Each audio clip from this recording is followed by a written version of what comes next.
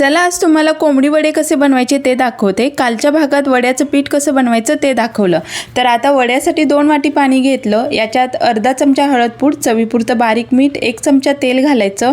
तोपर्यंत परातीत 4 वाटी वड्याचं पीठ घेतलं। पाणी गरम झालं की पिठात थोडं थोडं करून पाणी ओतायचं, एकदम पाणी ओतू नका, पिठाचा अंदाज घेतच पाणी ओता।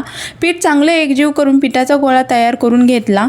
पीठ मळताना पाणी कमी पडलं तर कोमट पाण्याचा हात घेऊनच पीठ मळा, थंड पाणी अजिबात वापरू नका। आता हे 15 ते 20 मिनिटासाठी पीठ मुरण्यास ठेवून दिलं। पीठ मुरल्यावर याचा छोट्या आकारात गोळा करून घेतला।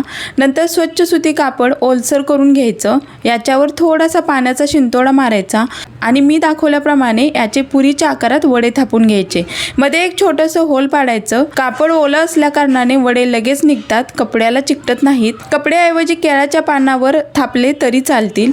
नंतर तेल चांगलं गरम करायचं। तेल गरम नसेल तर वडे फुगत नाहीत, चपटे बनतात आणि मऊ पडतात। त्यामुळे तेल चांगलं गरम करून नंतर वडे तेलात सोडायचे। दोन्ही बाजूनी सोनेरी होईपर्यंत तळून घ्या।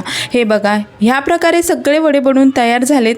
अगदी आतून पोकळ वरून कुरकुरीत असे वडे बनलेत। हे वडे चिकन, मटण किंवा काळ्या वाटाण्याच्या उसळीसोबत खाण्यास घ्या, खूप छान लागतात।